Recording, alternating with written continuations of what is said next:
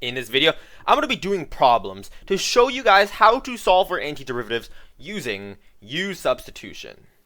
Now, first thing I'm going to talk about is why is it called U-Substitution? Well, because you use the variable U. I don't know why mathematicians chose U. They could have used W, Z, L, for Christ's sake. But that it really doesn't matter. Okay, it's just called U-Substitution because people use the variable U when you're using it. So what is U-Substitution? It is reverse chain rule. Now, I know it could be quite a hard topic for some of you guys because chain rule was already somewhat of a difficult concept to understand if you didn't do a lot of practice with it.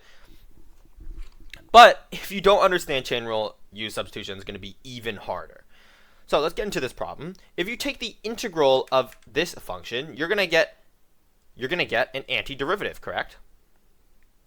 Well, what if this antiderivative had to have some chain rule applied to it? So if you take the derivative of your antiderivative, you'll get your integrand, or f of x, right? Your integrand is the function that you're integrating. So if you take the derivative of your antiderivative, you're going to get the integrand.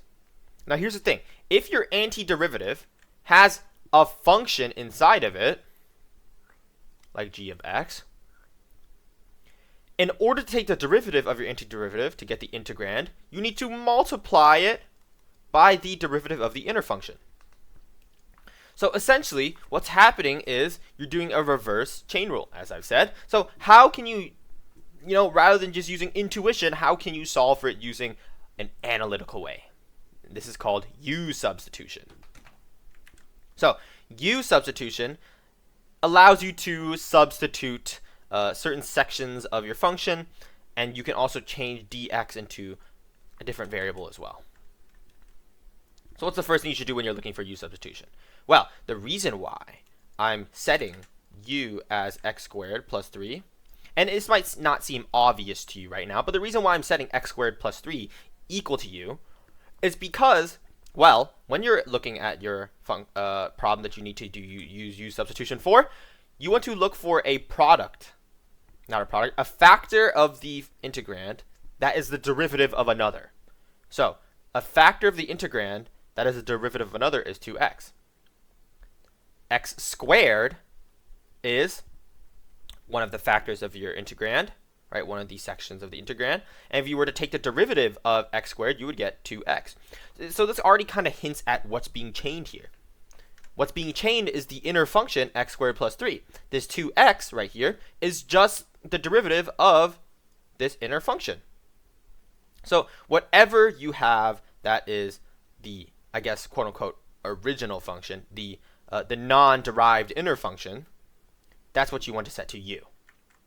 So the non-derived inner function in this case is x squared plus 3. This is the inner function. It is not the derivative of anything. 2x is the derivative of x squared. So you don't want to set 2x equal to u. So picking the right u value matters, because if you pick the wrong one, it's going to be impossible to solve. So what do we do next? Well, if you want to take the derivative of u, you just get du. And if you want to take the derivative of x squared plus 3, you just get 2x dx. So make sure to keep the dx in there. So once you take the u, once you find the u value, you want to take the derivative of u and also the derivative of the function on the right. So you want to take the derivative of both sides. And once you do that, you can isolate dx. Why is that important? Well, the differential, this is what it's called. The differential must be in the right variable. So du over dx is equal to dx. Right, I just divided 2x on both sides. Did I say dx down here? I just divided 2x onto both sides, right? What actually happens is that if we can substitute dx into here, we get 2x times x squared plus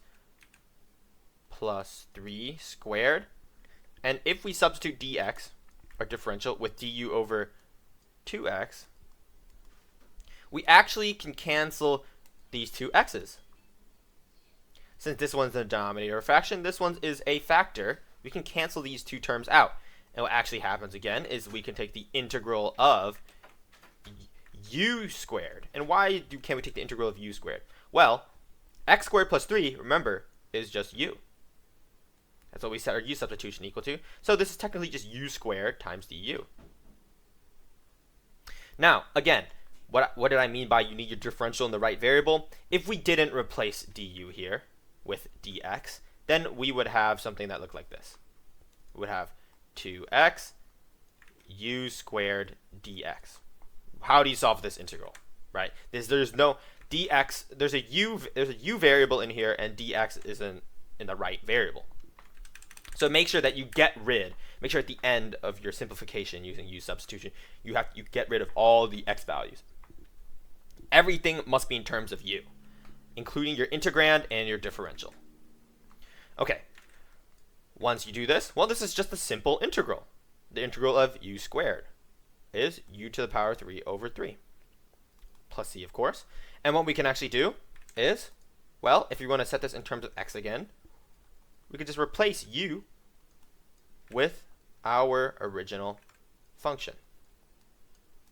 And this right here is the integral of this guy, the antiderivative of the integrand using u substitution. Now you can check if you're right by just simply taking the derivative of your integrand. So you can just take the derivative of this if you want, but it's very easy to check if your antiderivative is right. You just take the derivative back and forth. Now, in this case, you don't really see anything that's a derivative of another. Right? There's nothing that's obvious as a derivative of another, but something that is obvious is the existence of an inner function. So technically, the overall function of this integrand is e to the power of something. That's the large function in your chain rule. But the inner function in this case is 5x plus 1. So this immediately hints to us to use 5x plus 1 as our u value. If we take the derivative of both sides, we get 5 dx. And if we isolate dx, which is what you want to always do, if you isolate dx, we can substitute dx as our integral now, as into our integrand. Into our differential. What am I saying? Okay, e to the power of 5x plus 1 is just e to the power of u, right? U is equal to 5x plus 1, and if you replace dx with du over 5, you get this integral here. And right now we can actually factor out the over 5 out of the integral, right? Since it's just some constant. Since it's just some factor that you can factor out. So we just get left off with e to the power of u du. Alright, now that we have this, the integral of e to the power of u is itself. Wow. How easy was that? So e to the power of u plus c. And if we replace u back with 5x plus 1, you get your antiderivative for this question. And again, if you took the derivative of this right here, if you just took the derivative of this, you would get your integrand. The derivative of e to the power of 5x plus 1. Using chain rule, you bring the 5 down, and you just get e to the power of 5x plus 1, which is equal to your integrand. So always make sure if you're solving antiderivatives, and if you're unsure, just take the derivative of your antiderivative. And then if it equals the integrand, question is right. Okay, let's solve this problem. And it might not seem entirely obvious what you choose as your u value, because you don't really see any derivatives of any inner functions. Nothing seems to be the derivative of something else, right? So what I actually think here is, well, x is actually some derivative of x squared.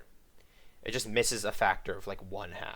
So x is some derivative of x squared with some missing factor, right? Like 1/2, 2, or something like that. It's actually missing 2 in this case, right? If there's a 2x here, then 2x would be the derivative of x squared. But that could have been part of our problem. That can be part of our antiderivative.